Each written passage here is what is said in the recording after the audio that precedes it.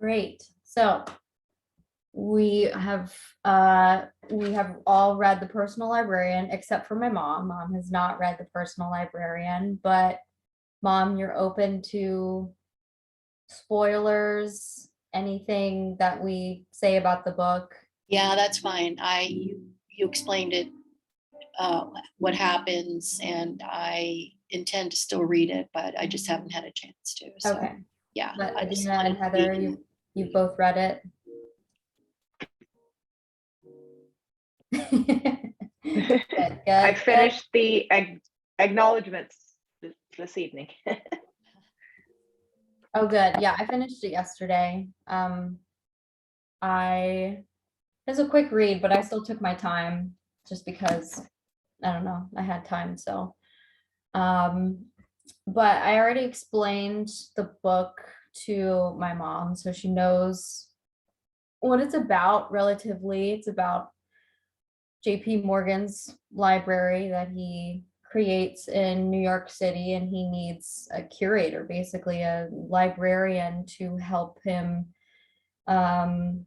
curate, the best library that you can imagine, with the most amazing pieces of historical works of art and literature and poetry and stuff like that. And so he hires this woman, Belle DaCosta Green, whose real name is Belle Marion Greener, born in Washington, D.C., to a Black family, a well-known Black family too. They're of some societal importance down in Washington, especially with her dad. Her dad is he is a Harvard man. He was the first Black graduate of Harvard, which is crazy because how is she able to uphold this white persona with a man who's the first Black man to graduate from Harvard? So that's like a really interesting facet.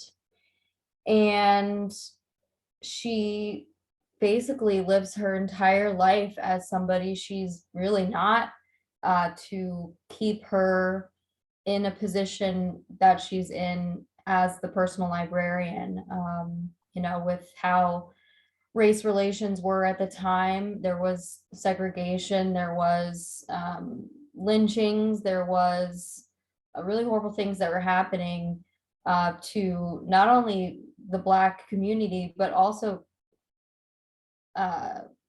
people who were passing. So if they had discovered that she was passing, that would have been probably a death sentence for her. So she manages to maintain this secret pretty much her whole life. And these two authors do a really good job of creating a sort of historical fiction novel based on what they knew from her, based on her family's history, based on the people she interacted with, and then the things that they discovered well after she was gone. She died in, I think, the 50s. So there are a lot of things that they found out about her well after the fact that kind of just brought everything to light and helped them understand who she really was. So pretty interesting premise. I thought this was a really interesting book. And I guess we'll just go ahead and talk about it a little bit. I do have questions like I always do, but I figured maybe we would just talk about it. If someone had something that they really wanted to say about this novel, if they knew about Bell before this novel took place, if they knew anything about JP Morgan and what he was trying to create in New York City. Yeah, I don't know. Let's just open up the floor to anyone who wants to share their 2 cents about the book. Did she ever marry or have children? No and no. Okay. That's my 2 cents. And I mean, if someone wants to answer that question, feel free to. I could, but maybe someone else wants to answer it. So I had never heard of her before, and I didn't really know anything about the library, but I had on my list of places to visit the Morgan Library. And I don't know when I added that. I think I may have added that like before I read this book. So there you go. And I walked by it on Saturday and I was like, I bet that's the library from this book. Yeah, it's like I have it on my Google It's, Maps it's here. very pretty. I went to their website. I It's just between 37th and 36th Street on what road is this? Madison. It's on Madison now. And it's Midtown, and I'm so upset because whenever it was 2020, 2021, my husband and I took a trip to New York City and we stayed Midtown, and our hotel was like a few blocks away from this library, and I didn't know about it, and I'm kind of upset that I didn't know about it because I've looked at Yeah. videos and I've looked at pictures of the interior and it looks really, really awesome. Very sort of Renaissance and European, and something kind of like not really American, just something more than that. So pretty cool. Yeah, I kind of just want to go there and see if they have like the painting that she took her picture with at the end and like Yeah, some others. I completely forgot about that. I was gonna look to see what that was because I didn't know something more. Mm-mm-mm. I thought it was fascinating how, the book kind of, I mean, I read it a bit ago, so I think I'm remembering correctly, but that it kind of stemmed from one of the authors like going into the library and like reading a plaque on her or something. And it was like It something so was small. it was one of the curators told her because I Oh, just read it today. But yeah, it was yeah. just like a chance, Yes. a chance Yeah. happening. Yeah. Yeah, just a plaque, man. Like that's it. This woman curated this library, and people knew about her, and there are books about her prior to this novel coming out, but oh, here comes Natalie. They said it was from a passing docent. Passing. So yeah, just someone who worked there. Yeah, so and it was Mary Benedict who came up with this, or hi Natalie, and your I'm sorry I'm late. okay. Missed your turban. Your Thank you. turban missed. Oh, yeah, one day you guys will see my hair. It's okay. Okay, so Natalie, you've read the book, I'm assuming? Yeah, I loved it. Okay. Great.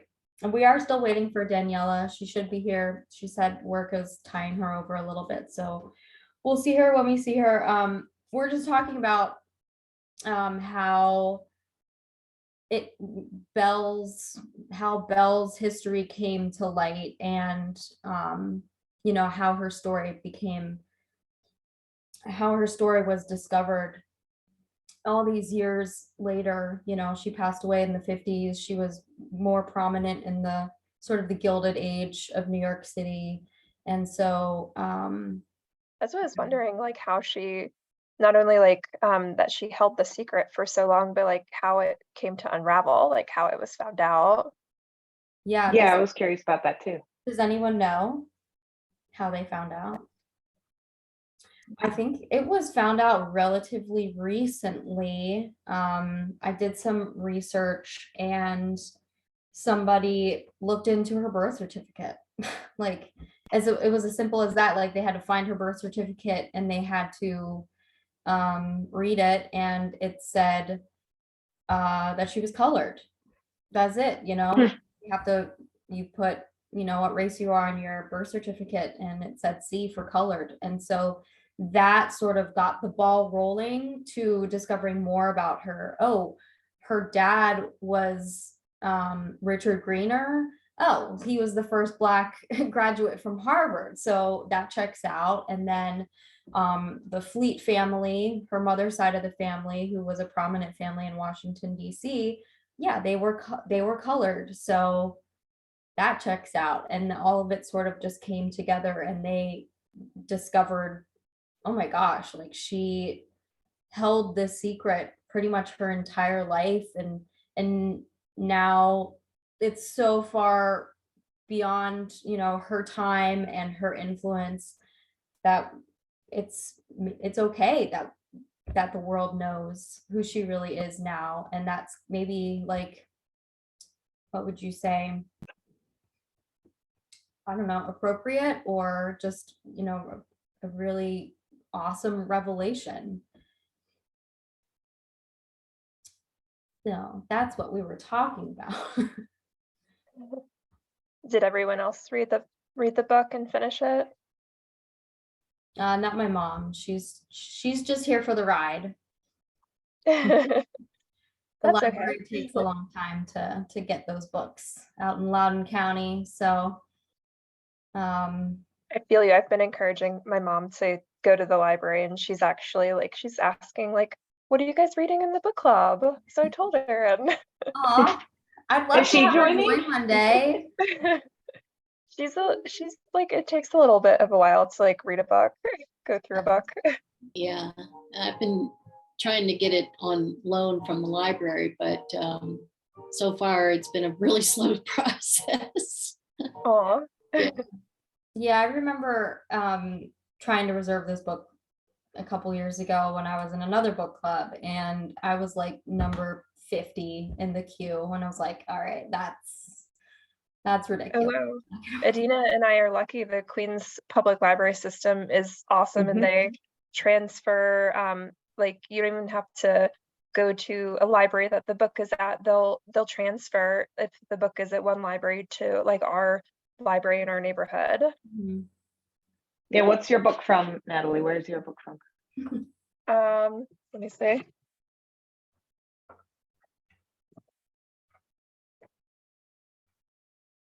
From And that's why I Steinway. Steinway. Yeah, Yeah, mine's from 31st Hunters Point, Street. Long Island City. Oh, nice. Anyway, that's why I do audiobooks and ebooks a lot, because sometimes you can get a faster time on those. But not on this book. This book was faster to just get it. So. Yeah, it was really quick. Mm. Okay, so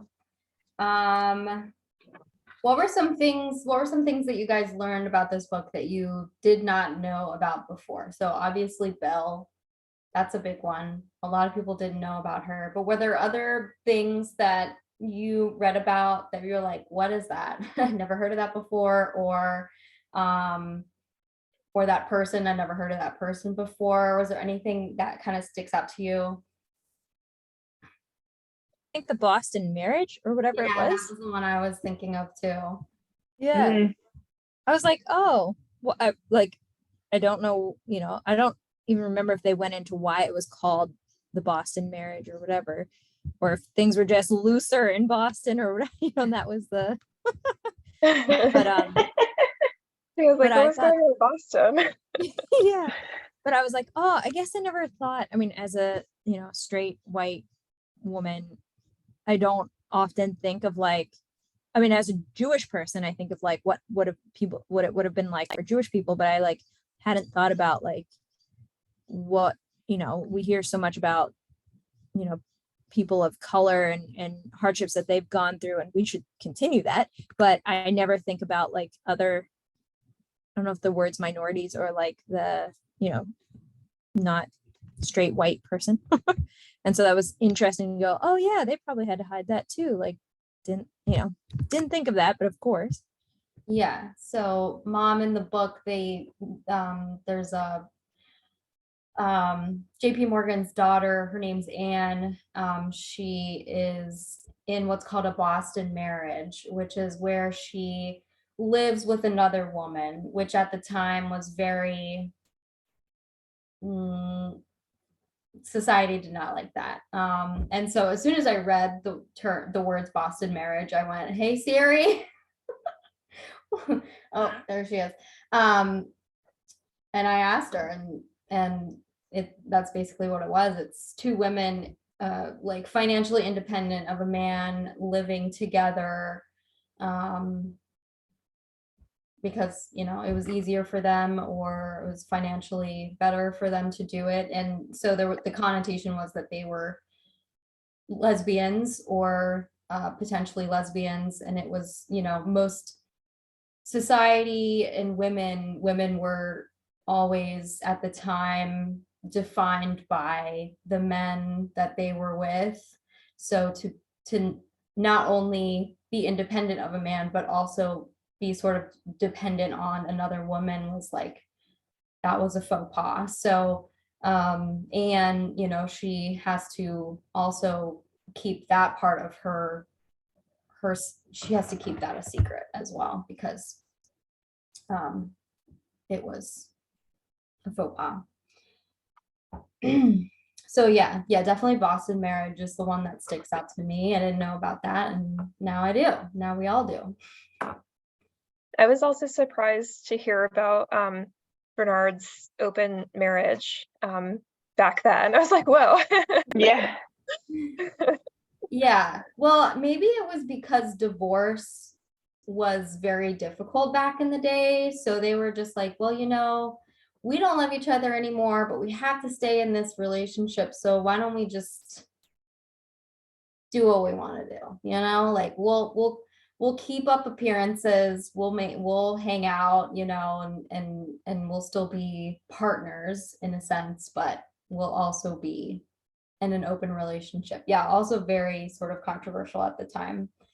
But she It was discovered. very, Go ahead, Adina. it just was very awkward, like how they all met and got together and And how his daughter like knew about this. And yeah. Yeah. Anyway, that's how it felt to me, but I'm not, yeah. I have not tried that concept. So. And then there's, the aspect where she's exposing herself to the more bohemian aspect of that time period. She's hanging out in Greenwich Village. She's meeting these women, these suffragettes who are trying to, push for women's rights to vote. And she's also exposing herself to these women who are also kind of saying F you to society. I want to do what I want to do. And, I should have a voice as well. So she gets exposed to these different sort of lifestyles than maybe what she had back in Washington. And I guess that's New York for you, like you're just gonna be exposed to every single different way of life. Not everyone lives the same in New York City, and it's never been that way in New York City.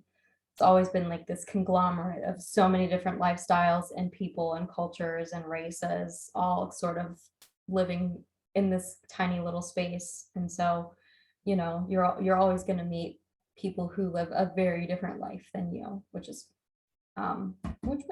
I think, really fleshed out in this book.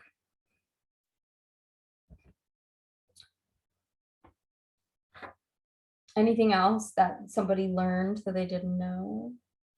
I learned that the library is real. I don't know if Adina talked about that. I did. And we're gonna go visit it, and that's so cool. Yeah, Madison Avenue between 36th and 37th or something like that. Yeah, like a few blocks under like Bryant Park.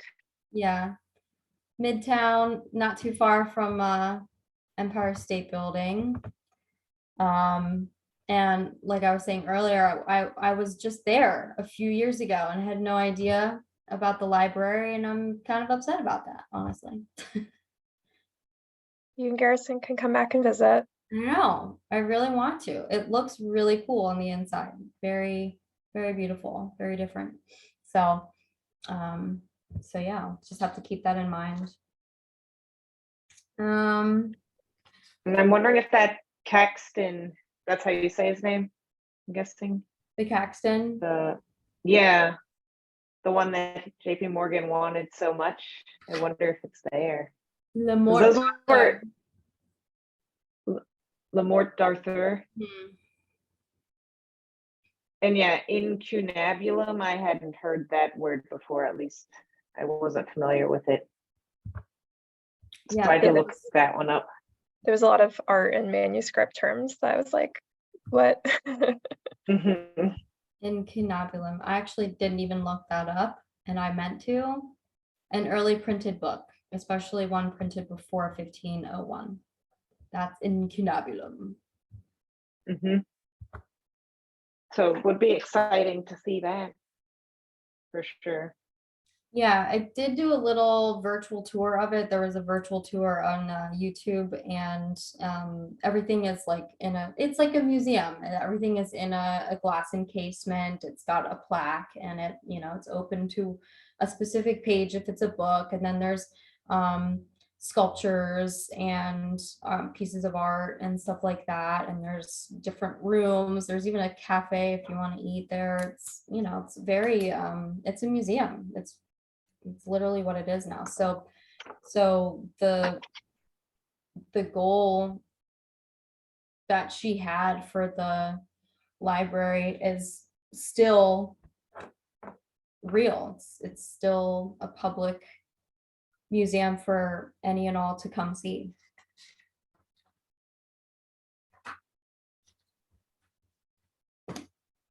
Before we dive into any of the questions, Natalie, did you have anything that you wanted to get off your chest about this book? Anything that you wanted everyone to know how you felt? or anything? No, I really enjoyed reading it, and I might check out some of other of Marie Benedict's novels. Like, she writes a lot of historical fiction about women of different eras. I think there's one like about Carnegie's maid. So yeah, she has a lot of interesting stories to tell. Yeah, this is my first Benedict novel, but what you said, like, she unearths these women and she gives them a voice and a story, and it's really cool. And as with Daniela, we're gonna let Daniela in. As with a lot of historical fiction, it's all tried so much to be based on fact and things that really happened. And I think they tried to do their best with Belle's character. I mean, it's hard to know what she was actually thinking and what she actually said throughout the course of her time, but she, based on everything that they gathered research wise, they did their best to come up with this story, which was pretty cool. Hi, Daniela. Hi, sorry, Hi. running late today. It's okay. I'm glad you're here. Yeah, I'm glad. I actually really like the book, so I didn't want to miss it. Okay. But yeah, continue where you guys were. Yeah, we're just kind of discussing it as a whole, and we're about to get into some questions. Let's see. Which question should I start? Well, I usually, it's like sometimes I do questions and I have one person answer it, but we'll just have whoever wants to answer this question can just like maybe raise your hand before you answer, so that we're not speaking over each other on accident. Okay. So did everyone look at a picture of what JP Morgan actually looked like? I did. I didn't. Okay, need to maybe do do that yourself right a now. favor. Do yourselves a favor. If you haven't, just Google JP Morgan real quick. I just looked up Belle this afternoon, so Yes, that's I did that funny. too. I did that too today. Yeah. Which, yeah, a very beautiful woman. But yeah, go ahead and look up JP Morgan. If I knew how to share my screen, I would, but I don't. I'm gonna do that. Oh, wow, I didn't expect him to be like bald. Yeah, big nose. Well, he wears that hat. It's fine. Big He nose. has hair here. That's a young picture, I bet. Yeah. But yeah, the thing that sticks out to literally sticks out to me is the nose. So now that you know what this man looked like, and you know, like wow, that mustache too. It's a pretty great big mustache. And eyebrows, just the whole thing. He obviously, you look at him and you're just like, okay, It was pretty intimidating. I yeah, thought. very intimidating man. And I know he was intimidating by the way he did business, but knowing what you know now about what he looked like, I found this kind of weird, and whether it's based on fact or it's just sort of like fabricated a little bit. Who else found the will they, won't they dynamic between Morgan and Belle kind of weird? Anybody? He's a lot older than her. Yeah. Yeah, he's a lot older than her. You know, he's not really a looker, you know what I mean? But power, he's powerful. Lots of people are attracted to that. I was It expecting is. to have something like that with the nephew, like a sort of romance between them. I thought that would have been nice. Oh yeah, they sort of like, it seemed like they were setting that up and then that like just went away. I also was thinking that. Yeah, I don't know. I thought it was a little bit strange, like maybe it was they were trying too hard to get this to happen, but I did read that after Morgan's passing in real life, they interviewed her and they did ask her, was there any relationship between you and JP Morgan? And she answered, which I think they said in the book to an extent, that we tried. Suffice it to say that we tried. Like that's a quote from an actual interview that she had. And she laughed afterwards. And so I think they just based that whole will they, won't they thing based on that quote. So I feel like they could have done more will they based on that quote though. I don't know. Because like nothing really happened. yeah, it all fizzled out. It never came into real fruition, and no one really knows what happened after Yeah. he came back with that Caxton copy, you know. Supposedly they kissed in the book, but who knows? I don't know. I thought that was a little bit trite, a little bit like they were just trying to get some sort of romance to be involved, which I understand because, you know, they want to keep the reader reading, they want to keep the reader intrigued, and sometimes they have to stretch the truth a little bit in order to do that. So I don't know. I felt like it was, yeah, it was just kind of like, oh, that was all for nothing. But, you know, obviously they had a very mutual respect for each other. They had a mutual passion. And so obviously that can bring people who aren't necessarily alike together and create a little bit of a sexual tension, if you will, between them.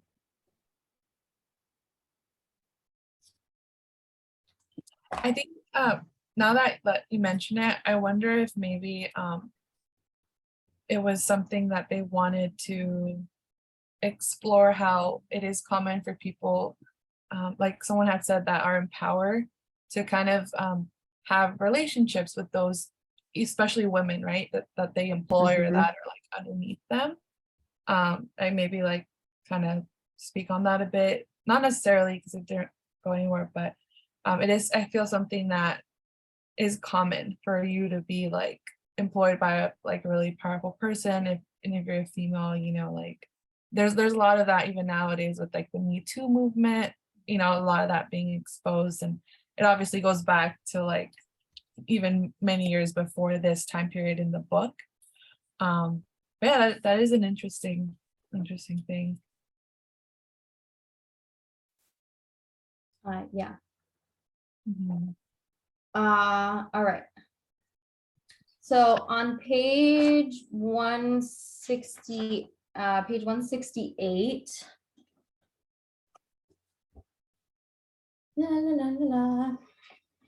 What is going on there? Where is what's on?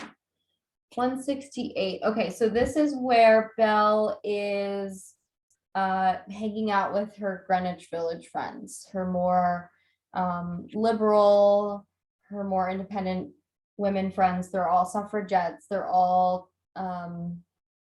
trying to get, to help women, give women the right to vote, and they're all, living a life that Belle has never really been exposed to before, but she's intrigued, she is interested, and she's sort of having an awakening at this point. And there is a moment where her friend Katrina is, let's see if I can find it. While Katrina risks all to bring the constitutional right to vote to all women. So where is that? Okay, as we walk arm in arm across Washington Square Park and through the arch toward another pub, I think about the differences in our worlds. I act the part of the sophisticated and art expert among the country's wealthiest people, while Katrina risks all to bring the constitutional right to vote to all women. And Evelyn models a truly free existence as an artist. I feel simultaneously rudderless and inspired by these old friends. I thought this was a really interesting part in the book because if you know or you don't know, the women's suffrage movement was a movement to allow white women to vote. It was never supposed to include Black women. And I don't know if, and so I'm interested to hear you guys' thoughts on this, because in my mind, I think it's Belle's naivete. She just doesn't know that what these women are fighting for, because obviously they don't know that Belle is Black. So they think that she's a part of it. She's a part of this movement. She's allowed to be in this movement. She has every right to be a part of this movement. So they're saying, yes, of course, we want all women to vote, but the women's suffrage movement was to allow only white women the right to vote. So when I read that, I was like, okay, what's really going on here? Is this just the ignorance of, not the ignorance, but the naivete of Belle? Or is this, well, I guess that's pretty much it. Like, what do you guys think? Reading it almost feels like she's describing the like imposter syndrome, like when you kind of have to pretend to be something else, so then you don't really feel like you have a true sense of who you are. Mm-hmm. And I actually didn't know. It makes sense that what you mentioned earlier, it just being for white women. I know when I started reading the book, I went back to look at the time because she mentions her dad having gone to Harvard, and I didn't remember if that was because he was white passing or like kind of what the laws were at that time that he would have been there. So yeah, I didn't know that until now that you highlighted it. Yeah, because this is through these are Belle's thoughts. Mhm.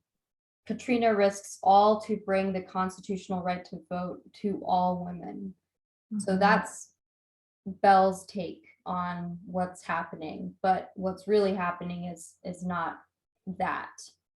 So when I read that, I was like, oh my goodness, that's a really interesting paragraph, because that's not true. But I wonder if, I mean, I don't like want to sound defensive at all, but I was wondering if that friend in particular, like her, she was fighting, you know, for all, like in her mind, she was like, yeah, this movement is so that all women can. Because I felt like somewhere in there, maybe I'm wrong. Again, I read it a while ago. That people of color as well, but so I don't know if she was talking, you know, sorry, my internet's horrible. Can you still hear me? Yeah, we can hear you. Okay. You know, but I also, yeah, that all women to vote. I guess I must have skimmed right over that because I was like, oh yeah, all women were able to vote. I also don't pay attention to history as well as I should. So I was just looking it up and I was like, oh yeah, it only guaranteed it for white women. But I guess I must have like bypassed through that. I just thought, you know, when she says Evelyn models, or sorry, I feel rudderless, I imagine that like they were making change, like they were things were happening, whereas to her, or even to me as like an outsider, it seems like she's just gathering art. She's just, there's no, and people are eventually going to be able to look at it, but it's really for this man's, you know, it's for him, it's for his personal gains as of now, you know, now everybody can, you know, see it, but it's like she's making, her friends are making changes in that affect more than just one person. Mm-hmm. That's how I read it. But you know, with your new or it creates a new take for me to say that, yeah, that these women wrote it as all women. Mm-hmm. Yeah, like what you said, Daniela, about imposter syndrome, you know, like she's feeling like she's living an inauthentic life, so that she can have a good income and good life for her family and everything.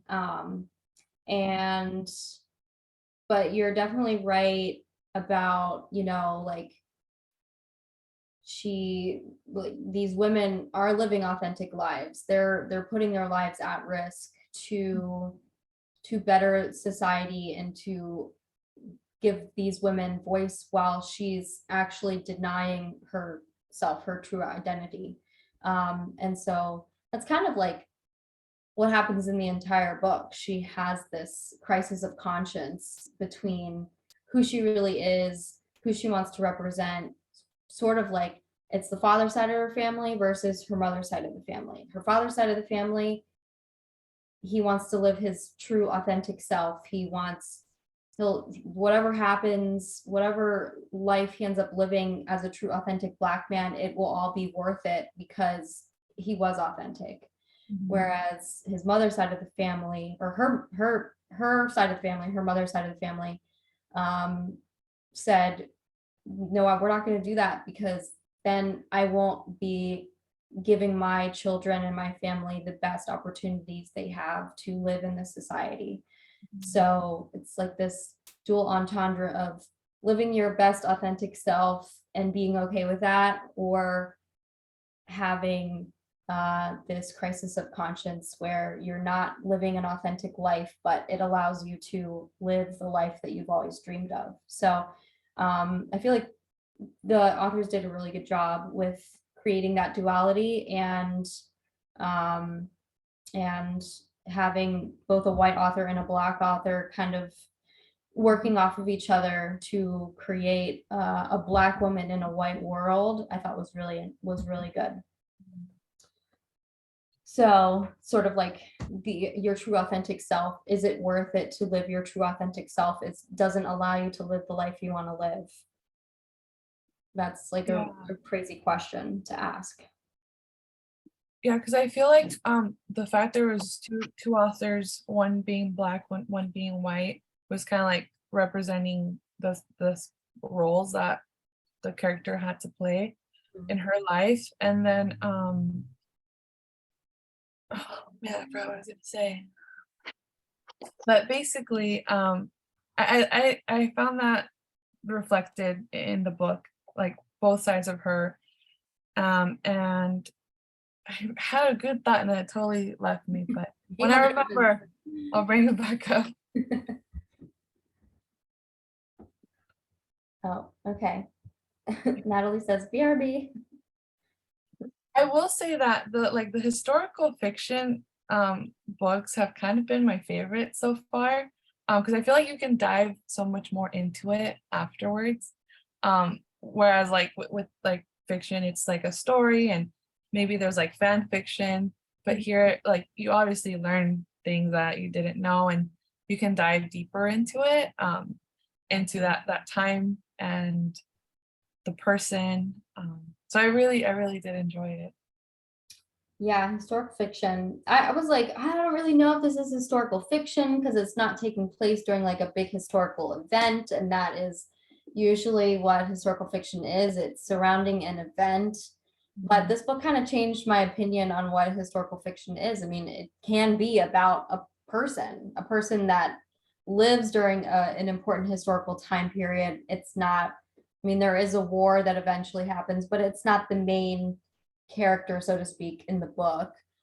Usually in historical fiction, like the historical event is a character in the book, whereas the history kind of takes a back seat because the history is really about this one specific person who we find out so much later in life who she really truly is. And all of a sudden it's like, oh my gosh, like we've learned so much about this person that we didn't know before. So when I was reading this, I was like, I don't know if this is historical fiction. I mean, I know it's about a historical figure, but like, is it? And then I was like, of course it is. This has to be. It's not just it's a retelling of somebody through their eyes of what their experience was, and or at least our permutation of what their experience was. So yeah, very. I historical fiction is one of my faves. Same. Anyone else want to comment on the sort of like duality of Belle's life, how she has to leave one life behind in order to fulfill another? Anybody? I just hadn't really thought about that much as like an option back then.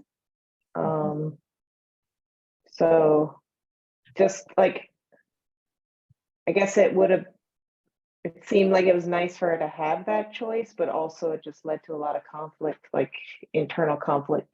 Not that I'm saying it would have been better another way, but it'd obviously be better if you didn't have to make that choice at all. So Yeah, But- internal conflict between her Mhm. family, Mhm. and Her father. I mean, she even imagined it with JP Morgan, like if he knew, like it would totally change their relationship. Like it just, yeah. yeah, totally. I remember. Yeah, so it was the cost and benefit, right? So for her, the benefit of going along with what her mom decided for them was obviously this like privileged career and like access, right? Access to all this culture. And I think that is a sad part, right? Like sometimes you have to choose between the cost of, at least for her, right? She had to choose between being white or being black for per se. And one of them, the benefit was, you have access to things and you have a good paying job and it's like comes with a lot of privilege, but then you have no sense of self. Mhm. And then the opposite is you live your true self and it may not financially be good, but at least maybe you have that peace of mind. I don't know if she was ever like, I guess, yeah, she was able to find that, but it's interesting. Or like her. Mhm. Sorry, continue. I was just gonna say, like, she did all this work for the library, and it's not like it was something that would even like come to bear her name, right? Like it's almost like a forgotten history figure. You remember JP Morgan, but like you've never heard, like I had never heard of her. So that was it. Okay. Yeah, it all all really good like points that were fleshed out in this book. I feel like, you know, they having a black perspective and a white perspective allowed for the story to really be fleshed out in that way, where it's just an ongoing discussion, sort of an ongoing internal dialogue or monologue that Belle is having probably every single day. And whether or not she had that in real life, we don't know. But for her to live her entire life as a passing white woman and not be discovered until well after her death, obviously she did everything right. And she did everything in her power to keep her secret safe. You know, she burned all her letters. Not everyone that she asked to burn their letters, but she burned her letters. And so, you know, it obviously took a lot of digging and it took a lot of gathering in order for them to come up with a story worthy of a historical fiction novel like this. So nice hair, Natalie. Thank you. The hair exists. You just popped up and I was like, oh, hello. Here you are. Okay, let's move on. How do we feel about this book being written in first person versus being in third person? So in third person, I was gonna mention that. yeah. I always feel some type of way about a book being written in first person as opposed to third person. That's just my for me, I feel like first person is sometimes a little more primitive, a little more digestible than something written in third person from a third perspective. So I'll ask this question first. How do you feel about the book being written in first person versus third? Would anyone would have liked it to be written in a different way, or did we like it being written as it was? It felt weird to me. Like it took me a while to get into the way it was written because of that. I don't know. I don't Yeah, know if anyone else had that I issue. can feel why you feel that way. I Yeah. found it easy to read, which is probably why I liked it. Yeah. Nothing wrong with that. I mean, it was easy to read. It just like, I don't know. It was atypical, I guess, of what I normally read. So I was just like, what's going on? Yeah, I haven't read a lot of historical fiction, but I found myself like with the chapters being shorter too. I found myself just like, oh, one more chapter. And then I just be like, oh, I just read like 60 pages. Yeah. Yeah, I liked the short chapter. Yeah. I don't know. I'm not always a fan of first person narration because for me, it's like, how can you get into someone's head and know what they're thinking, feeling at any moment in their life? You just kind of have to pull it out of thin air and use as much research backed data as you can. But, you know, at the end of the day, it is historical fiction. It is a work of fiction. And so I guess there's a lot of creative, what do you call it? Liberties. Liberal, whatever license, there you go. To kind of just make it what you want to make it. So would anyone would have preferred it being in third person? Think it would have been a more accurate or intriguing read if it was in third person? Not for me. I liked it first person. I guess if it was third person, it would read more historical. So. Yeah, maybe it would have been more dry, more just facts and life events as opposed to how a person was feeling internally. So yeah, I agree with what you say, Daniela, that it kind of made it more fleshed out as a story as opposed to just this happened and then this happened and then this and then that's the end. So yeah. So third person, I enjoy third person books I think, more, but in this case, I probably first person narration was best, just to allow us to see how Belle was potentially thinking on a daily basis throughout her professional career and her life in general. The part that was about the tense, like the first person or third person, the part that threw me off more was the verbiage. Like, I realize, I sigh, everything was like in the present, Mhm. and that was weird to me. I think I'm having a vague recollection that maybe The Hunger Games was written like that, but I don't know if I can recall another book like specifically like that. Huh. Anyway, Yeah, you or might if be that's right, just, because that was written or in third maybe I person, just or don't that was know. written in first person through the eyes of Katniss. Yeah. Anyway, I don't know if anyone else noticed that or thought it was weird or not. I don't know. Yeah, but then startled, I turn. Yeah, startled, I turn. I shake, I have, I push. Yeah. So it's all like present tense. Yeah. I don't know. We don't have to think too much about it, but it's always Just interesting to curious. know why an author writes in one perspective over another. I think I still have my Hunger Games book. I'm curious to like check it's, how it's written now. I And don't know why that thought was about what I thought of. First person present tense. it. Yeah. Yeah. See how Katniss speaks. I feel like it's a possibility because I just remember that one was a little like I've had a similar feeling when I was reading it, getting into it. Mhm. Mhm. Yeah, I agree with you, Adina. Oh, okay. Okay, Heather, enjoy your lunch. Let's see. Oh, how would you describe Belle's relationship with her mother, and how did it evolve throughout the story?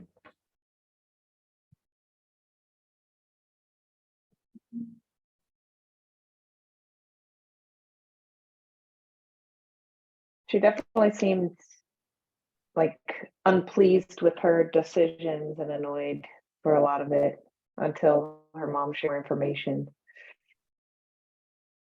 Yeah. Like, because she seemed to really like her dad and like was mad, that he'd left. And Mhm.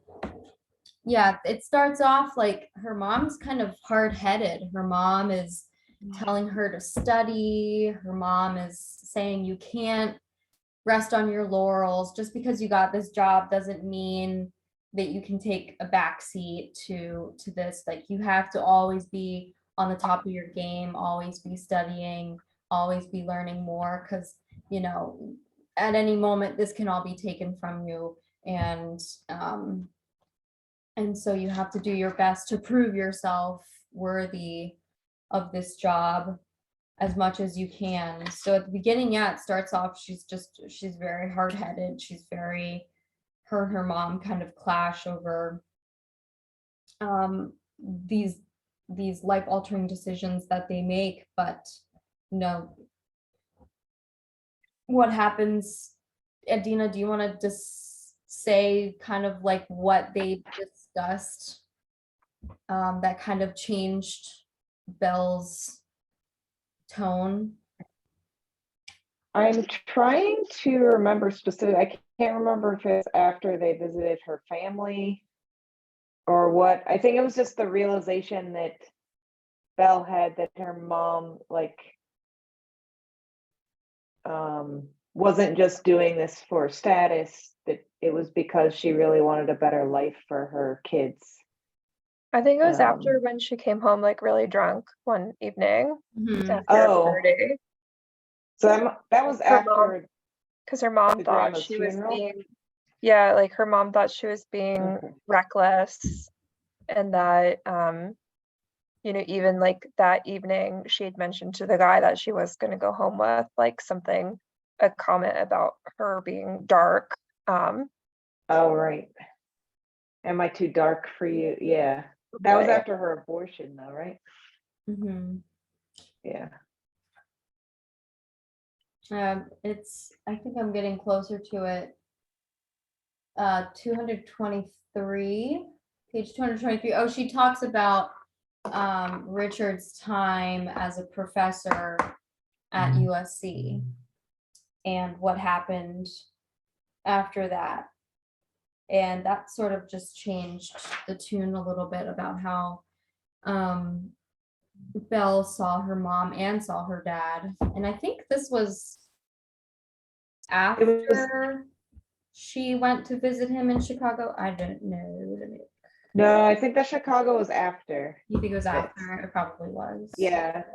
This was after she went to Italy and had the abortion, but then I can't remember if it was before or after her grandma died and they went to DC.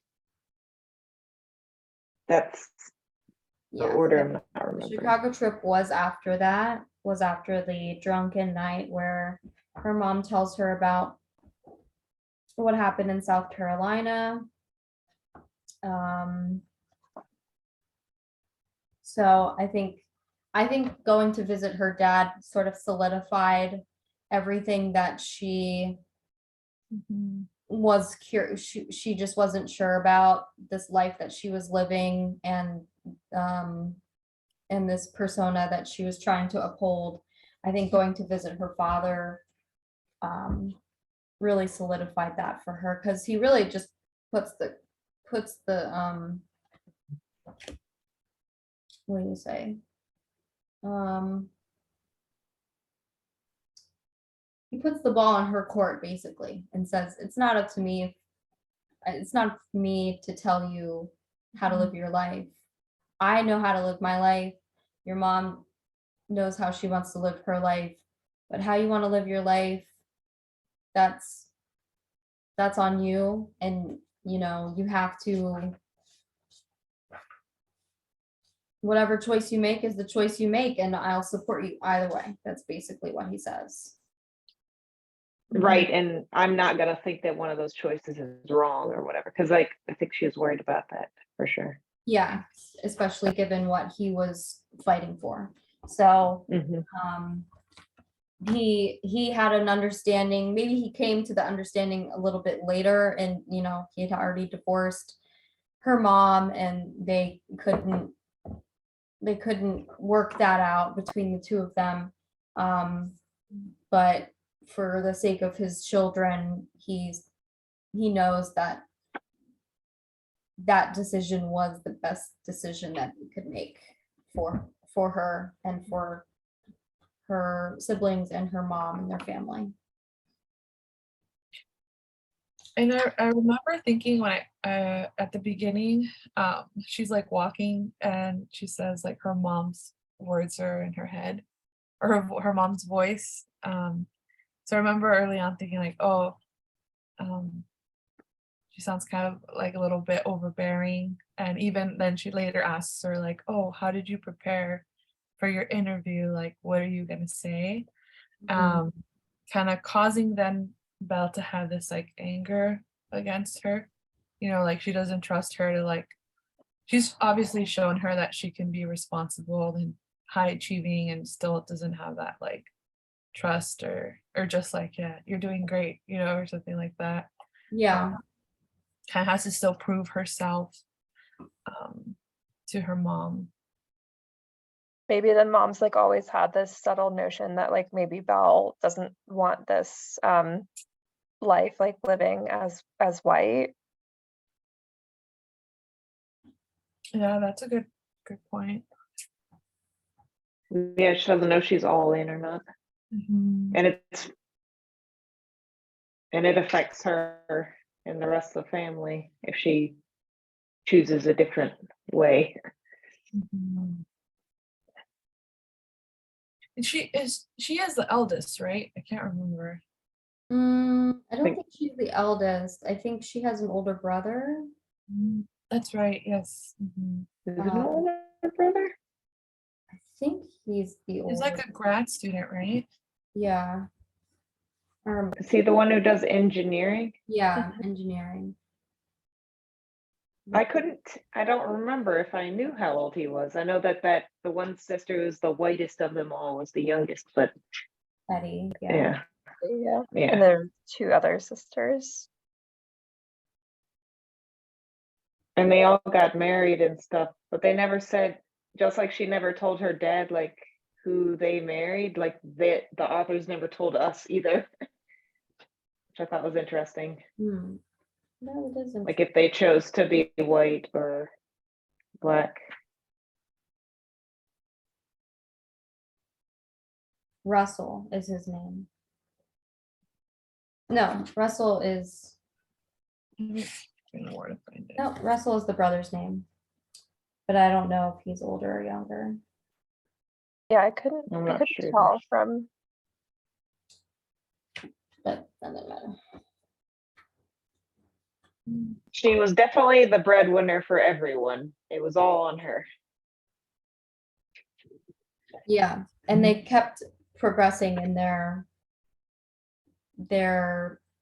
life. Like they were all, they all started out in a really small apartment, and then as time goes on, and time really does like jump here. I mean, you read one chapter and all of a sudden it's like 4 years later and you're like, what? Okay. But in that time period, they really do, the DaCosta Green family does grow, and eventually they all have their own place in a sense. Belle has her own place, and they all are obviously very grateful for her, and they're just like, please don't give yourself away, or just do your best to stay on board, because you're allowing all of us to live the life that we want. Not just you living the life that you want to live. All of us are living the life that we could have never had if we were a Black family. Mhm. And I wonder if any of the siblings had the conflict that they, wrote in here. I don't know. We'll never know. especially Russell having a more similar skin tone to Belle. Yeah. Mhm. Well, that one night that she takes Russell to the opera, she's a little bit worried because she thinks that it's just a little bit, his skin tone is just a little bit too dark. But nothing ever comes from that. So I think it's true, hiding in plain sight. I mean, her theory worked. yeah, she really does like make herself larger than life, instead of fading into the background and being this like shy, demure person. She really is just like, well, I have to keep up this persona. I might as well just go all in and wear bright colors and be this very flirtatious, high society woman who everyone knows and is the talk of the town. And there's so much being said about me that there is no room for them to say anything else about my skin tone and about my background. And I thought that was really smart, honestly.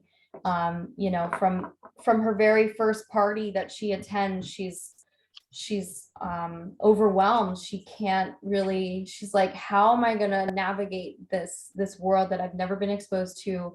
I have minimal experience in the art world and schmoozing with these people. How am I going to do it? And she literally just like stands back and watches everyone else do their thing, and then she just does it. She's just like, oh, it's like you just touch their shoulder and you just laugh at their funny little jokes and flirt with them a little bit, and then you're in. And that's exactly what she did, and she just like owned it. She owned it to the point where they were writing about her in high society newspapers, and when she made that purchase for the Caxton, there was a like whole thing in the newspaper being like, who is this woman that has just swept in and and sort of taken this art world by storm. How much money did that Caxton sell for? 50,000 or 500,000? an exorbitant amount of money at the time. So obviously she got a lot of people talking. Yeah, it was like a fake it till you make it type of thing. Really was. It really was. And they did a good job of talking about that in the book, of her being like, how am I going to do this? To all of a sudden doing it better than anyone else. 50,000. 50,000, which, I mean, how much money would that go for today? I read that because the inheritance was 50,000, so it's $1.8 million. That's how much it would go today. Yeah. Wow. Just pocket change for Mr. Morgan. Hmm. Can you imagine somebody just being like, I don't care how much it costs, you better get it for me? Oh man, not in this economy. I mean, maybe someone of JP Morgan status, probably, but not too many others. Oh man, that was the next question. We already answered it. My next question was, describe Belle's ability to shift from a demure, shy new employee to one of high social status. We answered that. Okay, let's talk a little bit about Bernard. Bernard is a very important character. Natalie shaking her head. I'll get my mom up to speed on Bernard. So Bernard Berenson, he is a world-renowned Italian Renaissance. How would you describe him? It's like a art consultant, connoisseur, expert. Yeah, he wrote a book about art, Renaissance art. He's considered to probably know more about Renaissance art than anyone else at the time. That's Bernard, wow. With the beard, very classy man. So Bernard and Belle meet because, you know, they're two art people, they're after art, and she has a relationship with him, but it's very complicated because he is married to another woman. What's her name? Mary, I think. Mary, yeah. I think you're right, Mary.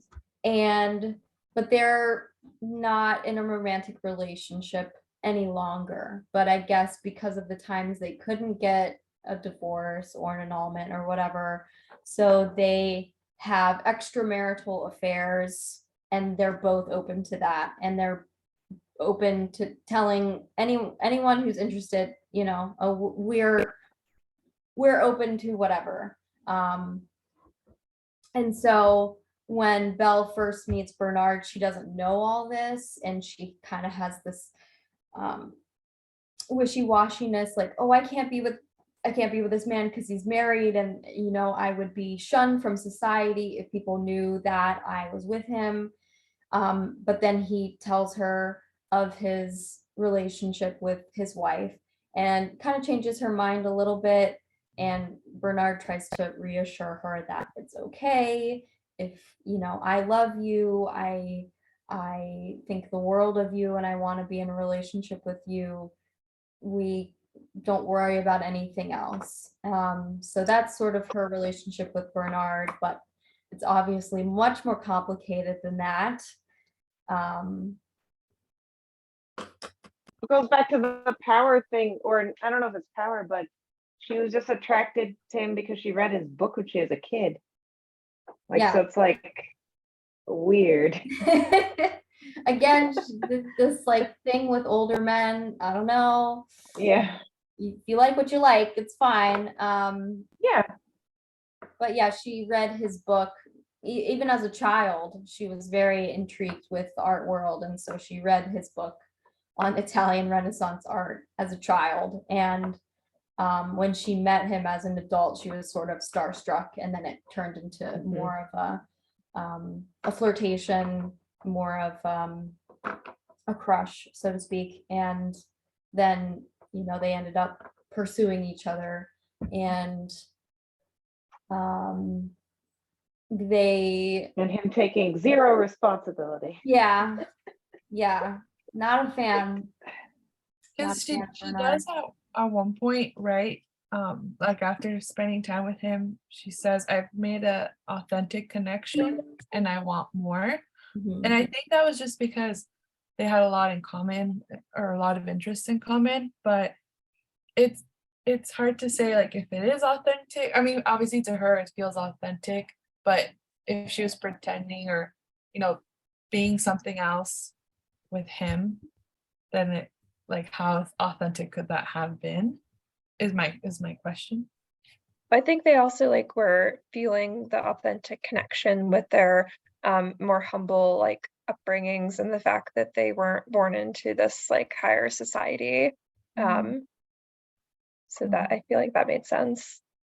Yeah, Yeah. because so she learns that he's Roman Catholic, but JP Morgan doesn't really think very highly of him because he thinks he's a Jew. And that, you know, he's just like, oh, I don't really have a lot of respect for this man. And Belle can't really figure it out. She's like, no, he's Roman Catholic. You know, you shouldn't be worried about that. But come to find out, he is also doing something very similar to Belle, is that he's living an inauthentic life to allow him to live a better life. Yeah. So he's given up his Jewish roots to pursue a better life as a Roman Catholic, even though he's not. So that's how they both sort of connected, even though they never revealed to each other. They never actually revealed to each other how they actually were. They alluded to it in their pseudo, you know, dialogue that they had between them. We never really knew what they were saying in real life, but in this dialogue, you know, they were both alluding to you know, these deep dark secrets that they have, and you know, and just stuff like that. So they both knew that they were connecting over this lifestyle that they were maintaining for the benefit of their professional careers. So that's how they kind of connected. But he definitely fell short everywhere else. It's a big disappointment. Disappointment. He never really kept his promises. He was supposed to go see her in London twice. He just kept coming up with excuse after excuse after excuse. But he said that she was the love of his life, and they were writing these really passionate letters back and forth. And you know, he was sort of just like tagging her along, I guess. And you know, eventually she just got tired of it, and she said, I'm not going to do this anymore. And he begged and asked for mercy and everything, and she never looked back. And I loved that part of the book. I was like, yes, Belle. Well, I like how in the afterword it said that she actually had a much longer relationship with him, and that they wrote it as like maybe she wished she had done. Yeah, we were like, this is what we think she deserved, Yeah.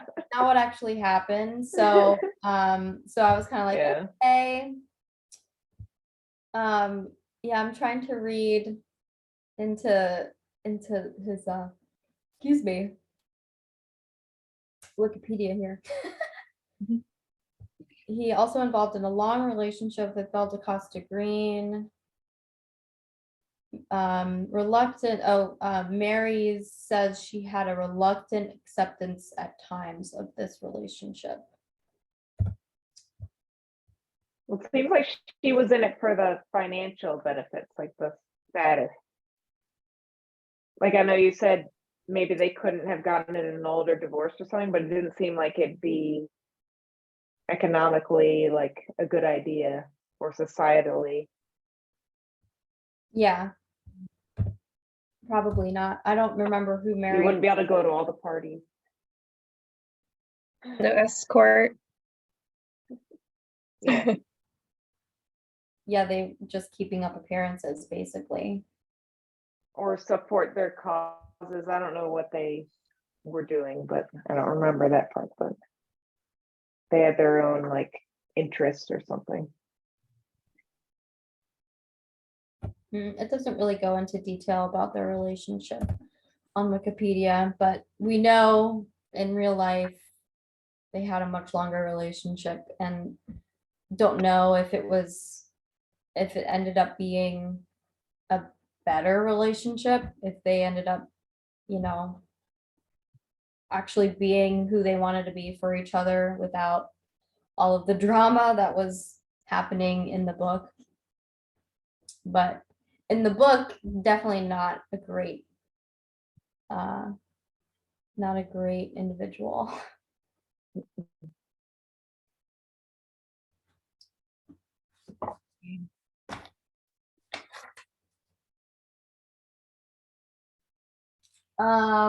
Going back to the meeting between her and her father, there is no actual record that they met in real life, but they do know that Belle took a trip to Chicago, and it had no connotation to her job. Like, she wasn't going there to go to an auction or pick up art or anything like that. There was no dealings of any nature. She went, and no one knows why, but they can sort of figure out that she probably went to see her father, because that's where her father was living at the time, to have a reconnection with him after all these years. So they came up with this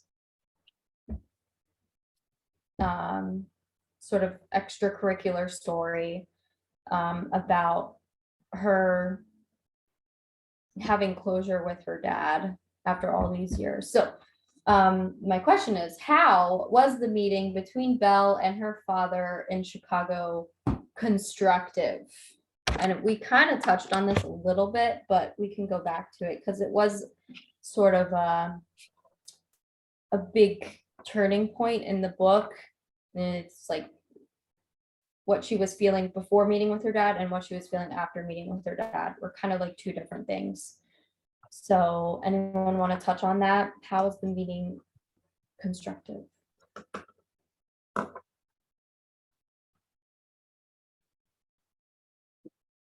I think just like her mom, when she had to talk with her, it's just giving more information, more context.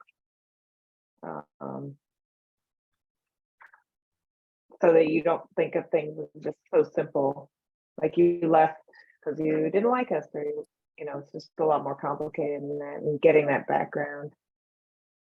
And then also, of course, him being accepting of her choice, no matter what it was also good. Yeah, not only being accepting, but being proud of her. I mean, he was really proud of her, and he loved learning about what she was doing in New York City, and that brought him a lot of joy. But at the same time, it's like this double entendre where he knows his calling in life is just not the same as what her mother wanted and what her mother wanted for her family. And so those two ideas couldn't really jive. They're two, I would say ethically, there were two sound decisions that they made, but they just couldn't coexist with each other.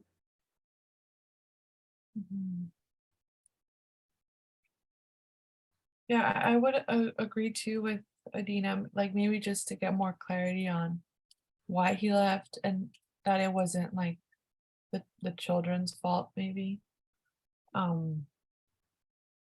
Would be how that would affect Belle, like it would actually help her feel better, maybe, about that. Yeah, just getting some closure, because I guess she was maybe too young at the time, too immature, too young to really understand the the complexities of what was really going on. You know, for her, it was just, oh, my dad left because he didn't love us anymore, and he didn't have the same, he didn't want to live the life that we wanted to live. But based on what he was trying to do in his personal life, those, like I said, those two ideas couldn't jive with each other, even though they were both right in their own way. They weren't right for each other. Yeah.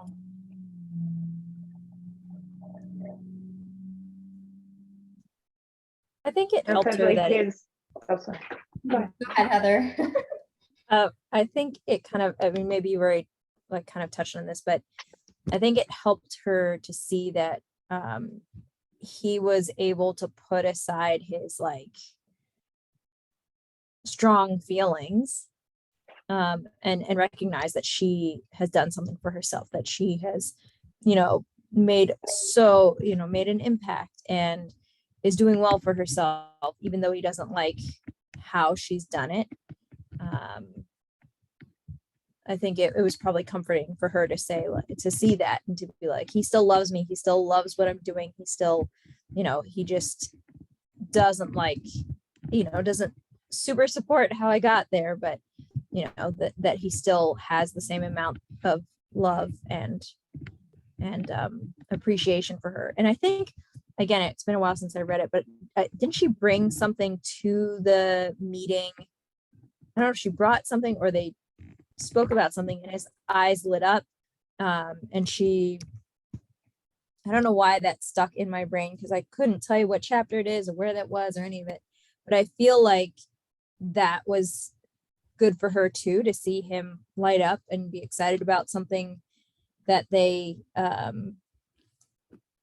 both admired or were interested in. I can't remember what it was. Was it about the acquisition of the Crackstone? Could have been. I This can't was the remember. chapter that they met in Chicago. Yeah. Chapter 35. Page 267. What I have.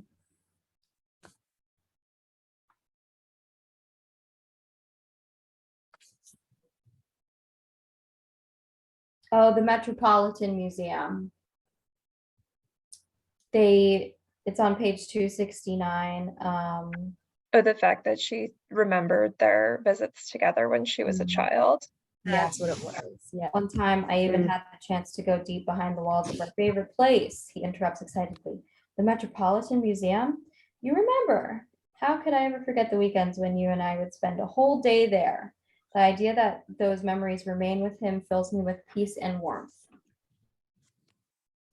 Yeah. So, the life that he introduced to Belle helped also shape her into who she became today. So there's another interesting facet there that he created. he quite literally created this life for Belle, and then at the same time couldn't fully be there to support it because it was against everything that he believed in and what he was trying to accomplish in his personal life. So very interesting. Like the more I think about it and the more I talk about it with you guys, like the more nuanced it becomes. It's a very interesting story, and you never really know how this actually pans out, how this really, really happens. We just don't know. We weren't there. We were not there to witness it ourselves, but based on everything that they had, all the pieces and parts and research that they did, I'd say that they came up with a pretty good story. However accurate or inaccurate it ends up being, don't know. I could see this coming to film soon. It's like a miniseries or Hey, everything something. else we've read has been changed into some sort of TV movie, so we'll see. Yeah, I Googled it, nothing yet, but Al Roker is a big fan. So Who? Al Roker is a big fan of the story, and there's like some articles of him hoping a Netflix series or something will come out. Yeah, I mean, I think it would definitely be um, a really good piece on racism, that takes place during this time period, and it still has waves that are rippling today. And it talks about the little known Civil Rights Act of whatever year it was, 18 something something, 1875 or something. um that time period after the Civil War and before Jim Crow, how that was could have potentially been a really big turning point for the Black community, but it ended up switching, unfortunately.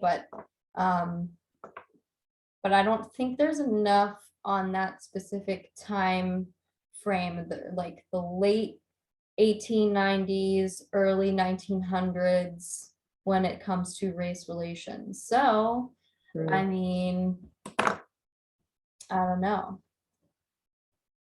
I think it could be a really good adaptation.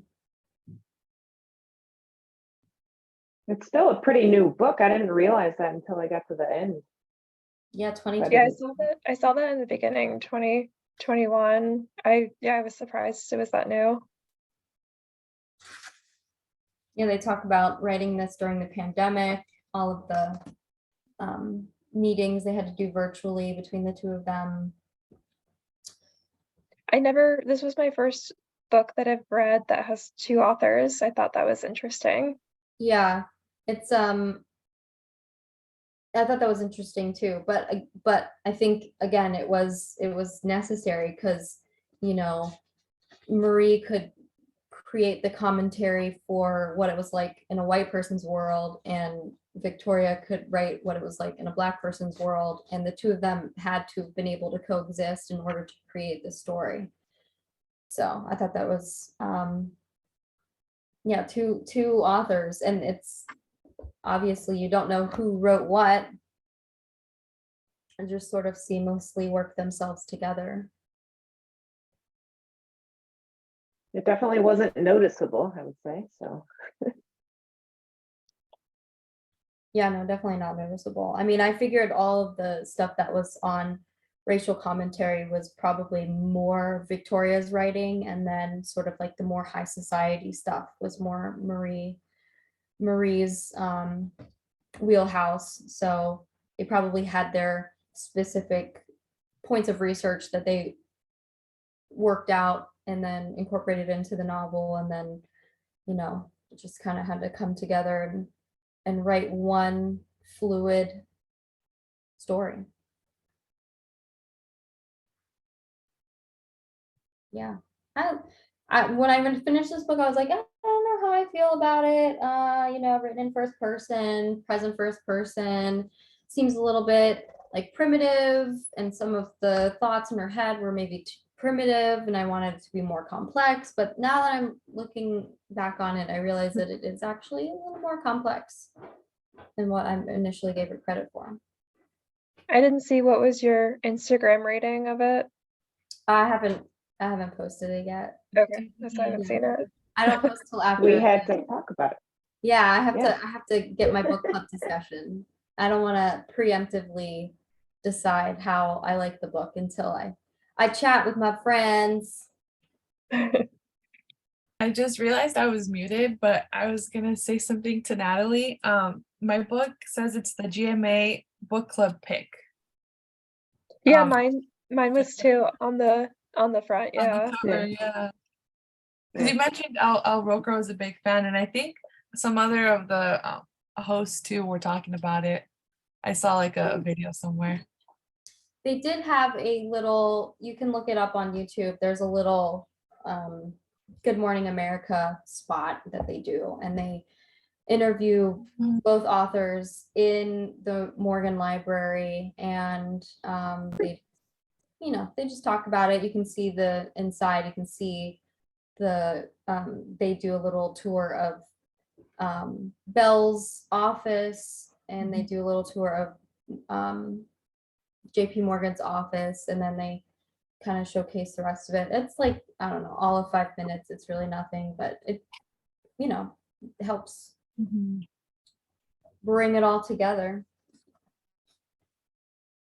So yeah, I liked it. I thought it was a solid historical fiction novel. I definitely was thinking about it at like odd times too, like in the middle of the night. I'll be like, is JP Morgan ever, is he gonna discover her true identity? Like, how are they gonna get away with this? I did think that there wasn't enough conflict in this book. I I kept felt like waiting for it. I everything kept, was I was like- like, it's gonna come in the middle. Then towards the end, I was like, it didn't come. Yeah, but then I was like, well, that's really what happened in real life. Like, she kept this secret her entire life. But like in terms of conflict between her acquiring this Caxton, that was like, I thought there was going to be a whole lot more involved with that, but nope, she just, she outbid the other guy and she got the Caxton, and that was it. I thought that was going to be a big point of contention in the book, is that she was going to have a really difficult time getting this Caxton, and then I thought she was gonna lose. I thought she wasn't gonna get the auction bid. yeah, me neither. I didn't.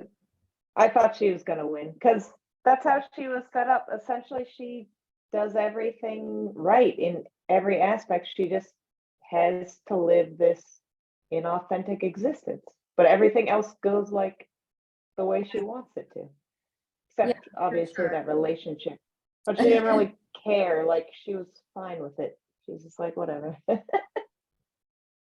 Yeah, so that After was the the one thing, downward. that there just didn't seem to be the things that I thought were going to be the points of contention, the problems in the book ended up not being the issues at all. But Yeah. Oh. Did someone freeze? I think Julius goes.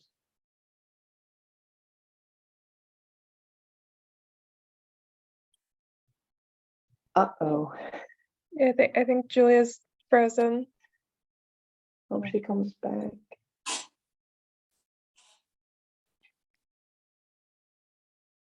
In the meantime, wait, did you see this? There's a show called Gilded Age, and it follows Yes, I a love black that writer. show. when you Really? mentioned that it might be a show, I was like, I wonder if it'll be like that. Like, it's definitely a good idea. I would totally watch it. Yeah, I was thinking about that show like the whole time. Especially like, yeah, being based in New York City, Yes. show, and yeah. Like, the Astors are in it too, and they're like mentioned in the book, and their parties and all of that. I Have recommend. any of you read the Age of Innocence? I think it's Edith Wharton, which is funny because she's mentioned. I haven't in read the- it, but that I have heard of that book. I'm gonna write it down.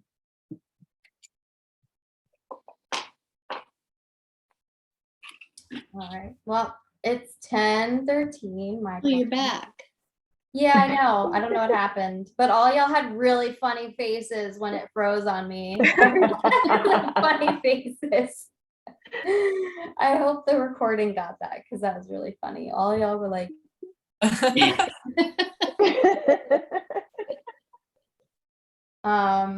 but anyways, does anyone have any last final concluding thoughts about the book? Anything they want to get off their chest before we close up shop? Did you want to talk about the next book? We can. Yeah, we can. What's it about? Let me get it. You have to get it from the library. Me too. It is. It's been, different editions have come out, but this is just the edition that I have. Kindred by Octavia E. Butler. She's got a lot of books. What are other books? there? Science fiction. Yeah, it's Ooh. kind of science fiction-y. Oh, But here, I'll read it if you guys want me to read it. The back.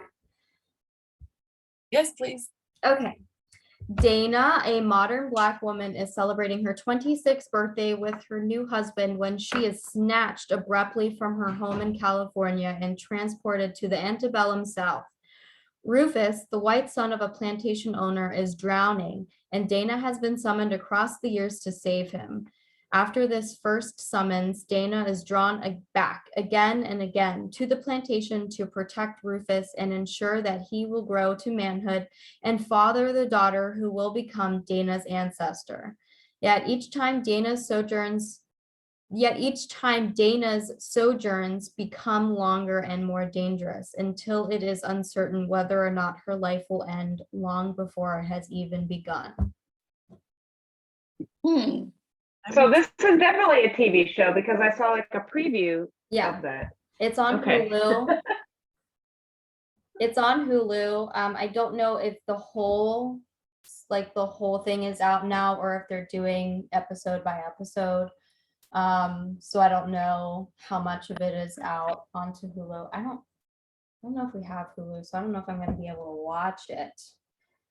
But yeah, science fiction, time travel seems pretty interesting to me. And it's, it's one of those books that you're supposed to read a la Beloved and I'm drawing a blank. I can only think of Toni Morrison, but it's just one of those books. When was it written? 69, I think. Oh no, 1979. Oh wow. Okay. Yeah. It sounds like such a modern concept. Yeah, it Like, it's not does. like 2019 or something. It totally does. I don't know, maybe Octavia Butler was way ahead of her time when it came to writing these books. She's also written Dawn, Wildseed, and Parable of the Sower, which I've seen Parable of the Sower a lot in the bookstagram world. So I know that that's a popular book, but Kindred, I think Kindred is probably her most famous work that she's done. So yeah, that's February, this month's read. It's February, dang. And that's pretty much it. Okay. Sounds good. Yeah, great choice of the personal librarian, Julie. I really liked it. Mhm. Yep. Yeah, I liked it too. I thought it was a thought-provoking book. Yeah, I liked it more than last month's. Yeah, everything is illuminated. I still think about that Oh, every once in a while. I just think about this ridiculous things that Alex said. Rapid ballot proceedings. Yeah, it was fun. Anyways, all right. Let's call it a night or day, depending on where you are. Yes. Have fun manufacturing Z's. thank you. Good one. Good one, Heather. Okay, thank you so much for being here tonight. I appreciate it. And I will be in touch with you guys about when our next Zoom date is. Just like Sounds good. Thanks, everyone. All right. Thank you. Thank Good you. night. Have a good day or night. Bye. Thank you. Bye-bye. Bye. Bye, Mom. Bye, honey. That was really good. Oh, it's Mom. Hi, Mom. Hi, how are you? I'm good. How are you? How's your back? I'm nursing it along. Yeah. Yeah, as long as I take care of it, it's not too bad. Okay. Yeah. Have you been able to move up the surgery? No, I don't think I will because they had to move back my pre-surgery talk with the doctor until next Friday Okay. on the 10th. So that's just 10 days before surgery. So yeah. Okay. Yeah. So yeah, we had a nice little book club meeting tonight. Yeah, Yeah. that's good. Yeah. Went really well. Julia's good. She's good. She's a good speaker. She has good thoughts Mm, and she expresses them very well. I agree. Yeah. Thanks, guys. Thanks, boss.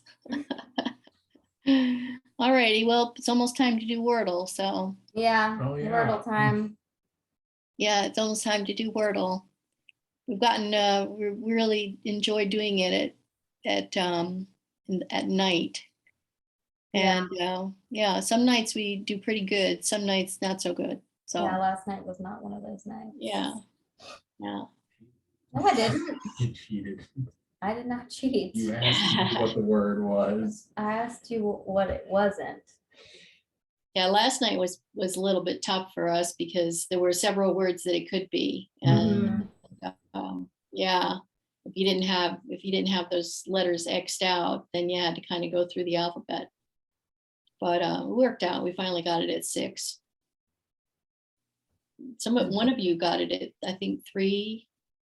I got it at 4. I You think. got it at 4. Julie got it at 5. Mhm. Then we You got got it it at at 6. Yeah. You got it at 6, right? Oh no, you had it at 3, Julia. No, she got it at, because the word was cross. She got it at 6. Let's look. Oh, I got it at 6. Yeah. Okay. All right. All right. Well, good talk. Yep, good Good book talk. club. So now I just have to work on getting the kindred. Yeah, I think this will be Okay. more dense, a denser read than Oh, Octavia. Oh. Yeah, time traveling. more It's really good. more in depth, Mm-hmm. not just Good. first person thoughts. All right. Yeah. Yeah. Good. Well, I learned a lot tonight. Mm. Yeah. She didn't read the book. Hasn't read it yet.